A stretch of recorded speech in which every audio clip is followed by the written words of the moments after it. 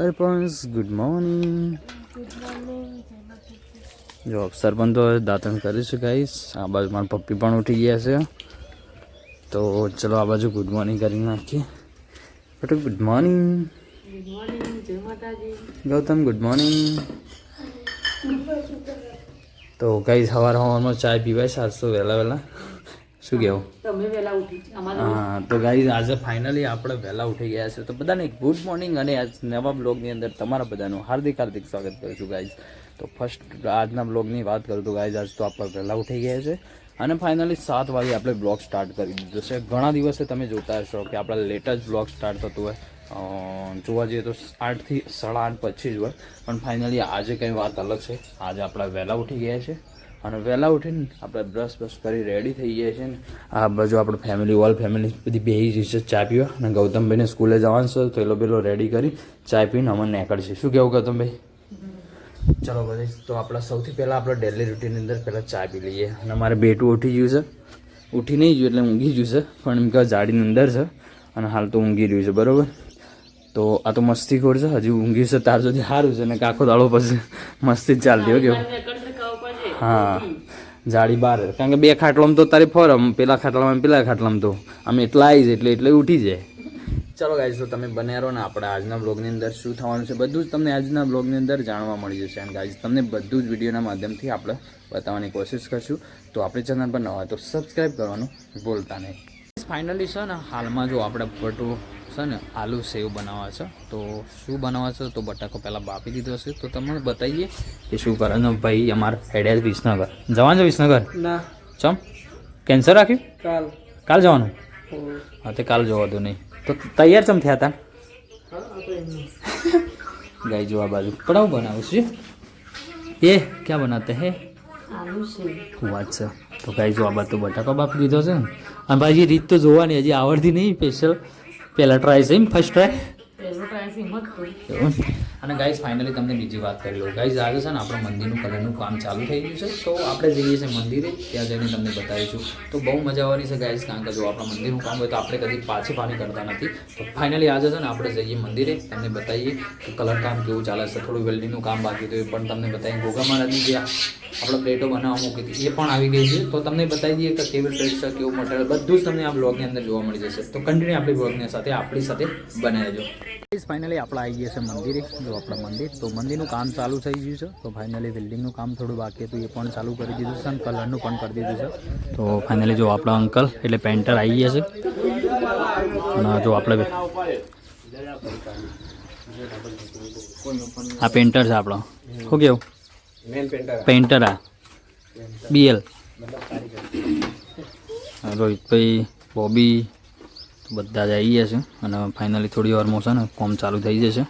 આ બાજુ આપણે ગોગા મહારાજની પ્લેટ પણ તમને બતાવી હતી. જો ફાઇનલી ગોગા મહારાજની પ્લેટો તૈયાર થઈને આવી જઈ છે. જો જય ગોગા લખેલું છે. આ બાજુ ગણપતિની. તો ફાઇનલી વંડામાં લગાવવાની છે બે બાજુ.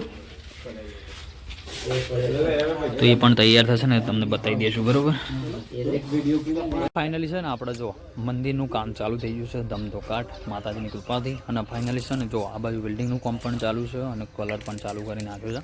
તો જો આ બાજુ અમારા નિકુલજી વેલ્ડર અને BL અમારા પેન્ટર. તો ઘરના જ બધા શું સગા સંબંધી કાકાની એવું જ છે. તો ફાઇનલી જો કામકાજ ધમધોકાટ ચાલુ થઈ ગયું છે.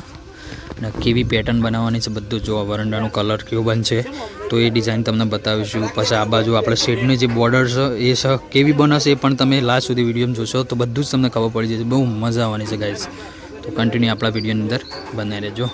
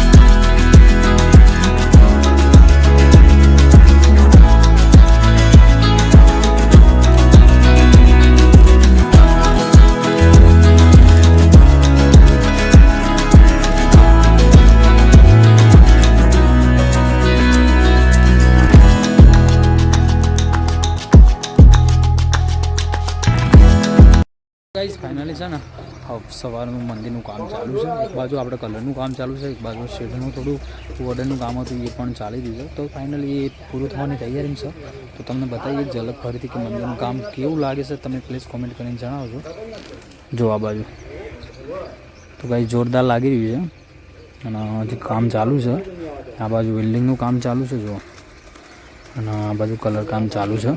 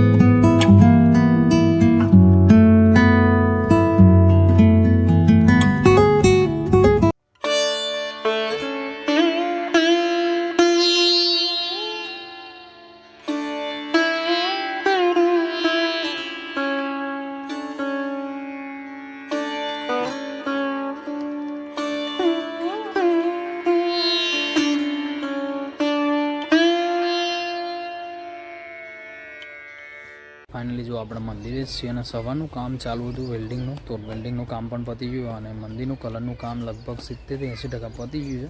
તમને બતાવી દઉં જુઓ, અને જોરદાર એવું કામ ચાલી રહ્યું છે અને થોડું ઘણું કામ બાકી છે. તો એ પણ થોડા ટાઈમમાં પૂરું થઈ જશે, લગભગ ટુમોરો તક, મતલબ આવતીકાલ સુધી. તો જો ખાલી જો આ બાજુ ગાય જો અજય ગોગાની મૂર્તિ લગાવી છે આપણે પ્લેટ, ને આ બાજુ ગણપતિ દાદાની. તો જો જોરદાર લાગી રહ્યું છે.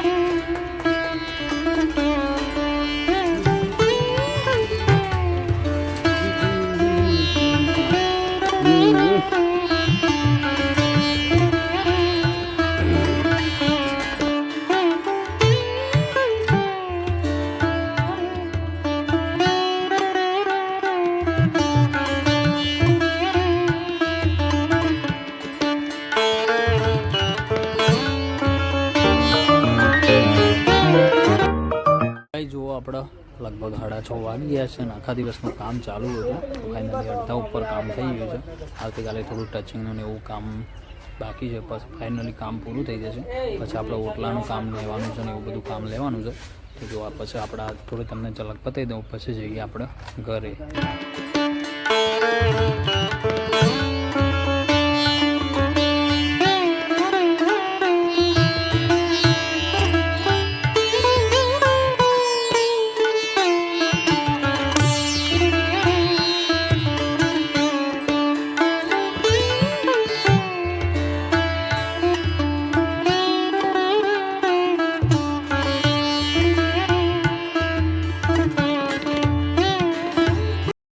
ફાઇનલી જો આ બાજુ 7 વાગી ગયા છે અને આપણે આવી ગયા છે ઘેર. તો આખો દિવસ મંદિરનું કામ હતું તો તેઓ જતાં આપણે, અને મસ્ત એવું કામ થઈ ગયું છે અને થોડું ઘણું કામ બાકી રહી ગયું છે. એ આવતીકાલે કો તો પરમ દિવસે પતી જશે. તો જો ટાઈમ હોય જે રીતે મેનેજમેન્ટ થઈ જશે, પછી આપણે ઓટલાનું કામ લેવાનું છે, બીજું કામ લેવાનું છે. તો ફાઇનલી જો આજનો બ્લોગ તમને સારો લાગ્યો છે. અને આ બાજુ ઘરે આપણે આવી ગયા. તો સરપંચજી રોટલા કરીશ ને ભાઈ જો આજ તો ઘેર આવીએ છીએ એમને અંધારું થઈ ગયું છે તો બધી બાજુ ફાઇનલી ગાઈઝ ચલો આજનો બ્લોગ અહીંયા ક્લોઝ કરીએ છીએ અને આજનો બ્લોગ તમને ગમ્યો હશે ને ગમે હોય તો લાઈક શેર સબસ્ક્રાઈબ કરવાનું ભૂલતા નહીં. આપણે મળીએ એક નવા બ્લોગ સાથે. તો બધાને જય માતાજી એન્ડ ટેક કેર.